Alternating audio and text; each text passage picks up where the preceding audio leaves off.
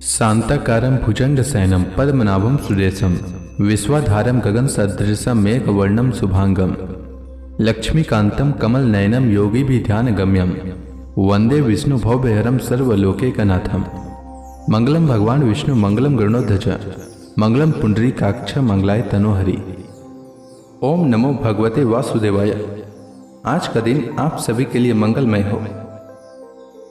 आइए सुनते हैं अधिक मास की कथा का 15वां अध्याय। श्री नारायण बोले। नारद, सुदेव शर्मा ब्राह्मण हाथ जोड़कर गदगद वाणी से भक्त वत्सल श्री कृष्ण देव की स्तुति करते हुए बोला, हे देव, हे देवेश, हे त्रिलोकी को अभय देने वाले, हे प्रभु, आपको नमस्कार है। हे सर्वेश्वर, आपको नमस्कार है। मैं आपकी शरण आया हूं। हे परमेश्वर, हे शरणागत वत्सल, मेरी रक्षा करो। हे जगत के समस्त प्राणियों से नमस्कार किए जाने वाले, हे शरण में आए हुए लोगों के भय का नाश करने वाले, आपको नमस्कार है। आप जय के स्वरूप हो, जय के देने वाले हो, जय के मालिक हो, जय के कारण हो, विश्व के आधार हो, विश्व के एक रक्षक हो, दिव्य हो, विश्वों के स्थान हो, फलों के बीज हो, फलों के आधार हो, विश्व में स्थित हो, विश्व के कारण हो, फलों के मूल हो, फलों के देने वाले हो, तेजा स्वरूप हो, तेज के दाता हो, सब तेजस्वियों में श्रेष्ठ हो, कृष्ण हो, विष्णु हो, वासुदेव हो, दीन वत्सल हो, ऐसे आपको मैं नमस्कार करता हूं। हे जगत प्रभु, आपकी स्तुति करने में ब्रह्मादि देवता भी समर्थ नहीं है। हे जनार्दन, मैं तो अल्प बुद्धि वाला मंद मनुष्य हूं, किस तरह स्तुति करने में समर्थ हो सकता हूं। अत्यंत दुखी, दीन, अपने भक्त की आप कैसे उपेक्षा करते हो। हे प्रभु, क्या आज संसार में वह आपकी लोक बंधुता नष्ट हो गई। वाल्मीकि ऋषि बोले। सुदेव शर्मा ब्राह्मण इस प्रकार विष्णु भगवान की स्तुति कर हरि के सामने खड़ा हो गया। हरि भगवान उसके वचन सुनकर मेघ के समान गंभीर वाणी से बोले। श्री हरि बोले, हे वत्स, तुमने जो तप किया वह बहुत अच्छी तरह से किया। हे महाप्राज्ञ, हे तपोधन, क्या चाहते हो सो मुझसे कहो। तुम्हारे तप से प्रसन्न मैं उस वर को तुम्हारे लिए दूंगा, क्योंकि आज के पहले ऐसा बड़ा भारी कर्म किसी ने भी नहीं किया है। सुदेव शर्मा बोले, हे नाथ, हे दीनबंधु, हे दयानिधे, यदि आप प्रसन्न हैं तो हे विष्णु, हे पुराण पुरुषोत्तम, कृपा कर आप मेरे लिए सत्पुत्र दीजिए। हे हरे, पुत्र के बिना सुना या गृहस्थाश्रम धर्म मुझको प्रिय नहीं लगता। इस प्रकार हरि भगवान सुदेव शर्मा ब्राह्मण के वचन को सुनकर बोले। श्री हरि भगवान बोले, हे द्विज, पुत्र को छोड़कर बाकी जो न देने योग्य हैं उनको भी तुम्हारे लिए दूंगा, क्योंकि ब्रह्मा ने तुम्हारे लिए पुत्र का सुख नहीं लिखा है।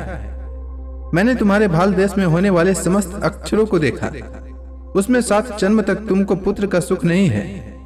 इस प्रकार वज्र प्रहार के समान निष्ठुर हरि भगवान के वचन को सुनकर जड़ के कट जाने से वृक्ष के समान वह सुदेव शर्मा ब्राह्मण पृथ्वी तल पर गिर गया।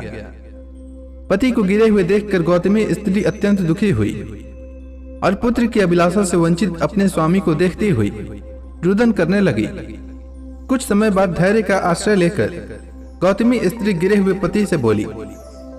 गौतमी बोली, हे नाथ, उठिए उठिए, क्या मेरे वचन का स्मरण नहीं करते हैं। ब्रह्मा ने भाल देश में जो सुख दुख लिखा है वह मिलता है। रमानाथ क्या करेंगे। मनुष्य तो अपने किए कर्म का फल भोगता है। अभागे पुरुष का उद्योग मरणासन पुरुष को औसत देने के समान निष्फल हो जाता है। जिसका भाग्य प्रतिकूल है उसका किया हुआ सब उद्योग व्यर्थ होता है। समस्त वेदों में यज्ञ, दान, तप, सत्य, व्रत आदि की अपेक्षा हरि भगवान का सेवन श्रेष्ठ कहा है, परंतु उससे भी भाग्य बल श्रेष्ठ है। इसलिए हे नाथ, सर्वत्र से विश्वास को हटाकर उठिए और शीघ्र देव का ही आश्रय लीजिए। इसमें हरि का क्या काम है। इस प्रकार उस गौतमी के अत्यंत शोक से युक्त वचन को सुनकर दुख से कांपते हुए गरुड़ जी विष्णु भगवान से बोले, गरुड़ जी बोले, हे हरे, शोक रूपी समुद्र में डूबी हुई ब्राह्मणी को उसी तरह नेत्र से गिरते हुए अश्रुधारा से व्याकुल ब्राह्मण को देखकर, हे दीनबंधु, हे दया सिंधु, हे भक्तों के लिए अभय को देने वाले, हे प्रभु, भक्तों के दुख को नहीं सहने वाले, आपकी आज वह दया कहाँ चली गई? अहो, आप वेद और ब्राह्मण की रक्षा करने वाले साक्षात विष्णु हो। इस समय आपका धर्म कहाँ गया? अपने भक्त को देने के लिए 4 प्रकार की मुक्ति आपके हाथ में ही स्थित कही गई है। अहो, फिर भी वे आपके भक्त उत्तम भक्ति को छोड़कर चतुर्विध मुक्ति की इच्छा नहीं करते हैं और उनके सामने 8 सिद्धियां दासी के समान स्थित रहती है। आपके आराधन का महात्म्य सब जगह सुना है। तब इस ब्राह्मण के पुत्र की वांछा आज पूर्ण करने में आपको क्या परिश्रम है? हाथी दान करने वाले पुरुष को अंकुश दान करने में क्या परिश्रम है? अब आज से कोई भी आपके चरण कमल की सेवा नहीं करेगा। जो पुरुष के भाग्य में होता है वही निश्चय रूप से प्राप्त होता है। इस बात की प्रथा आज से संसार में चल पड़ी और आपकी भक्ति रसातल को चली गई, अर्थात लुप्त हो गई। हे नाथ, आप करने तथा न करने में स्वतंत्र हैं। यह आपका सामर्थ्य सर्वत्र विख्यात है। आज वह सामर्थ्य इस ब्राह्मण को पुत्र प्रदान न करने से नष्ट होता है, इसलिए आप इस ब्राह्मण के लिए अवश्य एक पुत्र प्रदान कीजिए। सुदामा ब्राह्मण ने आपकी आराधना कर उत्तम वैभव को प्राप्त किया। आपकी कृपा से सांदीपनी गुरु ने मित्र पुत्र को प्राप्त किया। इन कारणों से पुत्र की लालसा करने वाले ये दोनों स्त्री पुरुष आपकी शरण में आए हैं। श्री नारायण बोले, इस प्रकार विष्णु भगवान अमृत के समान गरुड़ के वचन को सुनकर गरुड़ जी से बोले, हे पक्षीवर, हे वैंतेय, इस ब्राह्मण को अभिलाषित एक पुत्र शीघ्र दीजिए।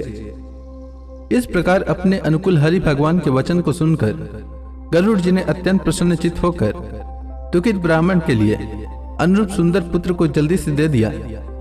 तो इसी के साथ यह अध्याय समाप्त हुआ। इसके आगे की कथा मैं कल के अध्याय में सुनाऊंगा। तब तक के लिए भगवान हरि का नाम लेते रहें। तो प्रेम से बोली भगवान विष्णु की जय, श्री कृष्ण भगवान की जय, समस्त देवी देवताओं की जय।